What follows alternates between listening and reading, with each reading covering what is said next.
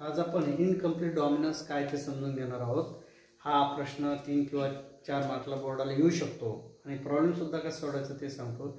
In the incomplete dominance both the alleles of an allelomorphic pair express themselves partial.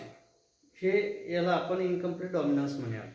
म्हणजे काय की समजा यामध्ये आपण एग्जांपल घेणार आहोत की मिराबिली जाल्पा। कशाचं एग्जांपल घेणार आहोत? मिराबिली जाल्पा। याच्या आधी आपण एग्जांपल घेतलं पी प्लांटचं आणि ते आपल्याला ते पी प्लांट मध्ये डॉमिनन्सचं उदाहरण होतं। याच्यामध्ये आपण इनकम्प्लीट डॉमिनन्स शिकतोय। आता याचे फिनोटाइप मिराबिलिस जाल्पाचा फिनोटाइप रेड फ्लावर घेतले आणि व्हाईट फ्लावर घेतले। असा जो प्लांट घेतला त्याच्यामध्ये क्रॉसिंग केली आणि रेड फ्लावरचे जिनोटाइप आहेत कॅपिटल आर आणि व्हाईट फ्लावरचे आहेत स्मॉल आर। पुन्हा एकदा ध्यानात ठेवायचं आहे हे जिनोटाइप मिराबिलिस जाल्पाच्या रेड फ्लावर साठी आहे आणि स्मॉल आर सुद्धा कशासाठी आहे? मिराबिलिस जाल्पासाठी आहे। इतर पी प्लांटचा काही संबंध नाही। आपण इनकम्प्लीट डॉमिनन्स शिकू समजून घेतोय। आता बघा इथे घेतलंय capital R small R red flower साठी आणि व्हाईट साठी स्मॉल आर। आता गॅमेट पडले कॅपिटल आर आणि इथे गॅमेट पडेल स्मॉल आर। हा होमोजायगस आहे। कसा आहे? होमोजायगस। तर मग याचा एकच गॅमेट पडेल कॅपिटल आर। इथे सुद्धा किती? एकच गॅमेट पडेल स्मॉल आर। आता इथे F1 जनरेशन मध्ये दोन्ही एकत्र आले, फ्यूज झाले, दोन्ही एकत्र आले कॅपिटल आर स्मॉल आर। आणि ज्या वेळेला हे फ्लावर बघितले गेले त्यावेळेला ते फ्लावर कसे होते?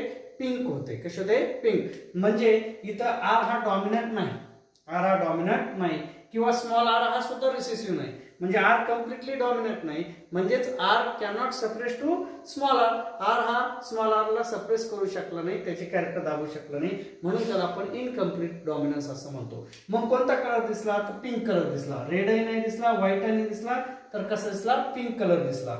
आणि मग आपण याची सेल्फिंग केली। सेल्फिंग करताना काय केलं? पुन्हा फिनोटाइप पिंक फ्लावर।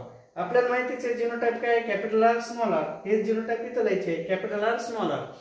याचे गॅमेट पडले कसे पडतील? हेटेरोजायगस आहे म्हणजे किती पडतील? 2 कॅपिटल आर स्मॉल आर। पुन्हा इकडे कॅपिटल आर स्मॉल आर। आता हे गॅमेट पडल्यानंतर आपण F2 घेणार आहोत। काय घेणार आहोत? F2। आता F2 मध्ये काय असेल? कॅपिटल आर स्मॉल आर आणि पुन्हा कॅपिटल आर रेड। बघा आपण हेच इथे लिहिलं कॅपिटल आर स्मॉल आर, हेच इथे लिहिलं कॅपिटल आर स्मॉल आर।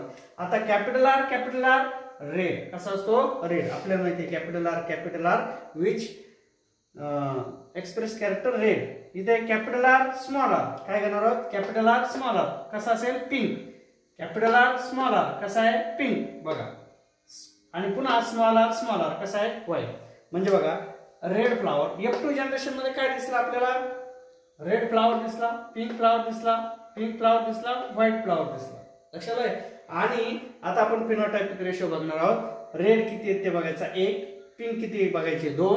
हे बघा रेड 1, पिंक 2 आणि व्हाईट 1। हा झाला phenotypic ratio. Genotypic ratio capital R 1 आहे, कॅपिटल आर स्मॉल आर किती आहेत? 2 आहेत, स्मॉल आर किती आहेत? 1 आहे। अशा प्रकारे हा फिनोटाइप आणि जिनोटाइपिक रेशो इनकम्प्लीट डॉमिनन्स मध्ये सेम असतो हे लक्षात घ्यायचं। मग आता हे समजून घेत असताना तुम्हाला इनकम्प्लीट डॉमिनन्स आणि डॉमिनंट मध्ये फरक आहे। डॉमिनंट मध्ये एक काय करतो? जीन्स दुसऱ्याला सप्रेस करतो, इथं तसं होत नाही। म्हणून जर तुम्हाला हा इनकम्प्लीट डॉमिनन्स मी जे एक्सप्लेन करून सांगितलं तर जर आवडला असेल, हा प्रॉब्लेम सांगितल्यानंतर जर हा व्हिडिओ आवडला तर शेअर करा, लाईक करा, सबस्क्राईब करा आणि डाउनलोड करा। सबस्क्राईब करायला विसरू नका। धन्यवाद।